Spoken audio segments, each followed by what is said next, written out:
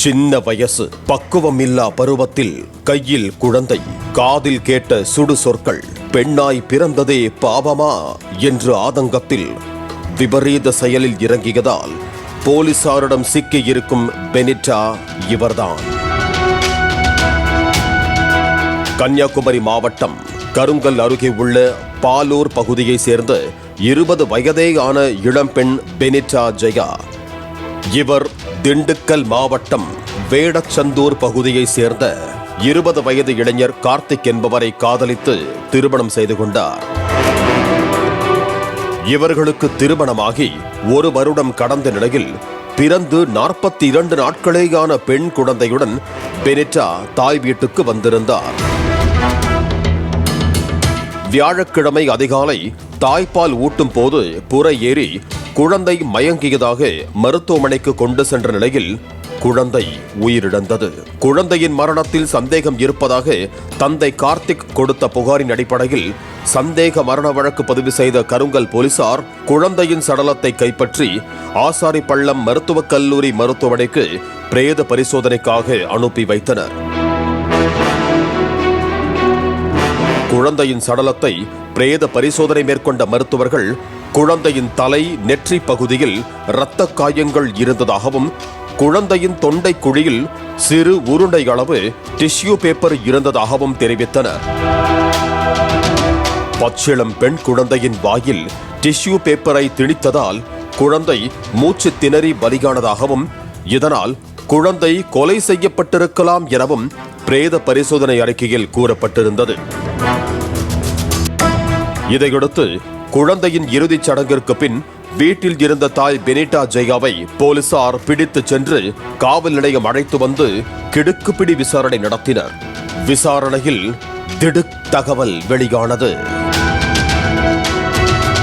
12ஆம் வகுப்பு வரை மட்டுமே படித்த பெனிட்டா ஜெயா கடந்த 1.5 வருடத்திற்கு முன்பு திண்டுக்கல் பகுதியில் உள்ள தனியார் நிறுவனத்தில் பணியாற்றி சேர்ந்தபோது உடன் பணியாற்றிய திண்டுக்கல் வேடச்சந்தூர் பகுதியை சேர்ந்த கார்த்திக்கை காதலித்துள்ளார்.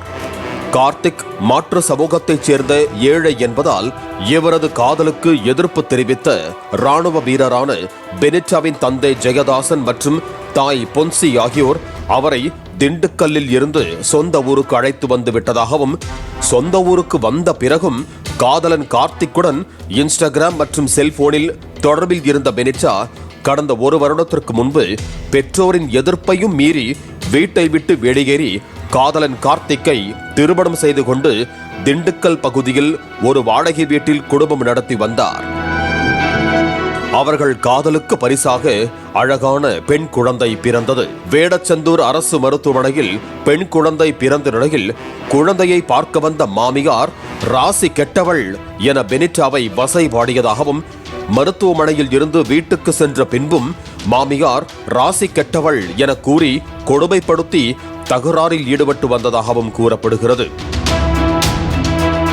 வேலை இல்லாத தனது மகன் கார்த்திக்கால் உன்னையும் உன் குழந்தையையும் இங்கு வைத்து பராமரிக்க முடியாது, வீட்டுக்கு வாடகை செலுத்த முடியாது, குழந்தையுடன் உன் தாய் வீட்டுக்கே சென்றுவிடு என்று கூறி குழந்தை பிறந்த 30வது நாள் வீட்டை விட்டு தங்களை வெளியேற்றியதாகவும் இதனால் கடந்த 12 நாட்களுக்கு முன்பு குழந்தை மற்றும் கணவர் கார்த்திக்குடன் கருங்கல் அருகே பாலூரில் உள்ள தனது தாய் வீட்டுக்கு வந்ததாகவும் தெரிவித்திருக்கிறார் பெனிட்டா. இதனை தட்டி கேட்காமல் கணவரும் அவரது தாயாருக்கு ஆதரவாக பேசி வந்ததால் கணவர் கார்த்திக்கு தன் மீதான அன்பு குறைந்து விட்டதாக நினைத்து விரக்தியடைந்த பெனிட்டா கோபத்தில் தனது பச்சிளம் குழந்தையை சுவற்றில் இடித்து கொல்ல முயன்றதால் குழந்தையின் தலையில் இரத்த காயம் ஏற்பட்டதாக தெரிவித்துள்ளார்.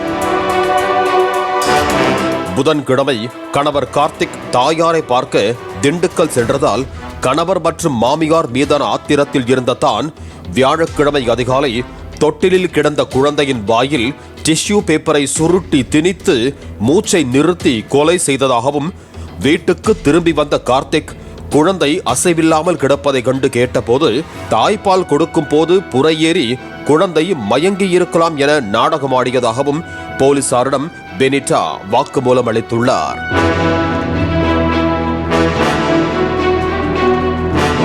இதையடுத்து சந்தேக மரண வழக்கை கொலை வழக்காக மாற்றிய கருங்கல் போலீசார் பெனிட்டா ஜெயாவை கைது செய்து இரணியல் நீதிமன்றத்தில் ஆஜர்படுத்தி தக்கலை மகளிர் சிறையில் அடைத்தனர். பாலிமர் செய்திகளுக்காக கல்குளம் செய்தியாளர் கண்ணன். பிளே ஸ்டோர் மற்றும் ஆப் ஸ்டோரில் இருந்து பாலிமர் செயலியை QR கோடு மூலம் பதிவிறக்கம் செய்யுங்கள். செய்திகளை உடனுக்குடன் பெறுங்கள்.